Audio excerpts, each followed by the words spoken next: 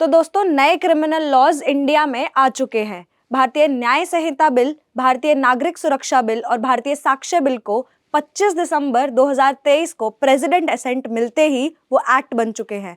यानी अब ये इंडियन ऑफिशियल गेजेट में प्रिंट हो चुके हैं। तो अब हमारे पास इसका बेयर एक्ट भी आ चुका है। तो मैंने इंस्टाग्राम पे रील्स देखते देखते मैंने ये देखा कि लोगों में ना अभी ये नए कानूनों को लेके थोड़ी सी क्लैरिटी नहीं है। तो मैंने सोचा इसके बारे में वीडियोस बनाते हैं। भारतीय न्याय संहिता बिल के बारे में अगर मैं बात करूं तो यहाँ पर कुछ नए ऑफेंसेस क्रिएट करे गए हैं, कुछ पुराने ऑफेंसेस को एज इट इज रखा गया है और कुछ नए पेटी ऑफेंसेस को भी ऐड किया गया है। सबसे पहली चीज जो आज की वीडियो में भी हम डिस्कस करेंगे वो है फॉल्स प्रॉमिस ऑन मैरिज। यानी फॉल्स प्रॉमिस ऑफ मैरिज करके अगर कोई पर्सन किसी फीमेल के साथ सेक्सुअल इंटरकोर्स करता है तो उसके लिए क्या सजा का प्रावधान है, और पहले के लॉ से अब के लॉ को हम कंपेयर भी करेंगे। तो मैं प्रगति गुप्ता आप सभी का स्वागत करती हूं आज की एक और इन्फॉर्मेटिव वीडियो में। देखिए सबसे पहले section 69 false promise of marriage, sexual intercourse on false promise of marriage को हम समझते हैं। नए लॉ के according whoever by deceitful means और making promise to marry a woman, यानी यहाँ पर दो चीजें इंपॉर्टेंट है। डिसीटफुल मीन्स होना चाहिए यानी कि कोई ऐसी बात कही होनी चाहिए जिससे दूसरे पर्सन के दिमाग में डिसीट यानी फॉल्स इंप्रेशन क्रिएट किया गया हो, या फिर प्रॉमिस टू मैरी होना चाहिए कि एक पर्सन ने एक फीमेल से फ्रेंडशिप करी, उसके साथ सेक्सुअल इंटरकोर्स किया ये प्रॉमिस करके कि वो उसके साथ शादी करेगा, but from the day one उसका कोई इंटेंशन नहीं था उससे शादी करने का। तो पहले इस ऑफेंस को रेप के अंदर सेक्शन 375 आईपीसी के अंदर ही ट्रीट किया जाता था, बट अब section 69 sexual intercourse on false promise of marriage एक सेपरेट लॉ बन चुका है।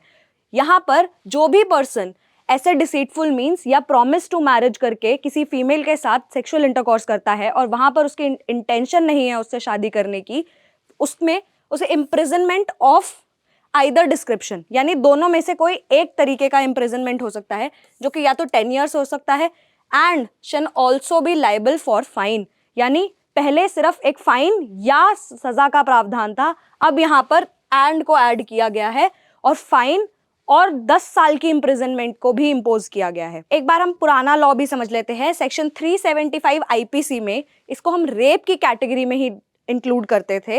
अ man is said to commit rape if he against her will, या उसकी विल के अगेंस्ट, या विदाउट हर कंसेंट और विद हर कंसेंट। और उसका कंसेंट कैसे ऑब्टेन किया होना चाहिए, या तो फियर ऑफ डेथ और हर्ट।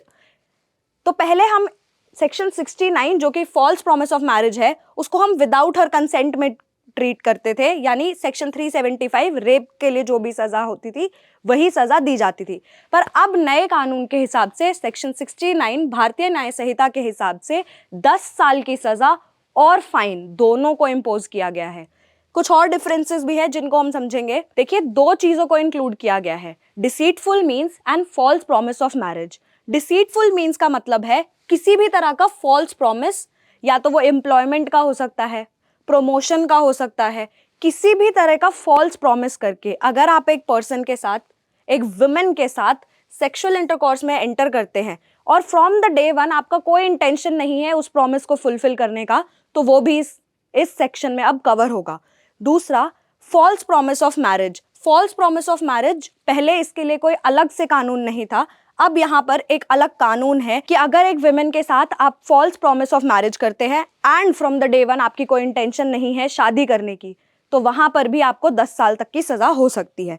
अब दो चीजों को समझना जरूरी है कि पुराना कानून और नया कानून क्या साथ साथ चलेगा। देखिए ये कानून पास तो हो चुके हैं, प्रेसिडेंट असेंट भी मिल चुका है, एक्ट बन चुके हैं, पर अभी तक ये श्योरिटी नहीं आई है कि ये कानून कब से इम्प्लीमेंट किया जाएगा।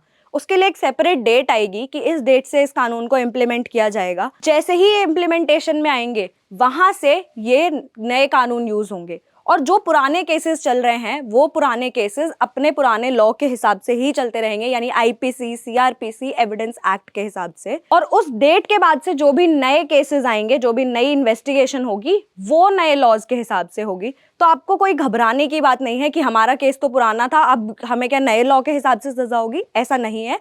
ये प्रोस्पेक्टिव व्यूज में कानून को इम्प्लीमेंट किया जाएगा। तो फ्रेंड्स, हमने section 69 false promise of marriage Bharatiya Nyaya संहिता को तो हमने समझ लिया। अब फ्रेंड्स, अगर मैं अपने ओपिनियन की बात करूं तो मुझे ऐसा लगता है कि हमारी सोसाइटी में 2023-24 के बाद भी मोरालिटी और सेंसिटिविटी अगेंस्ट वुमेन कम होती जा रही है। इसीलिए सरकार को ऐसे स्ट्रिक्ट एक्शंस लेने पड़ रहे हैं।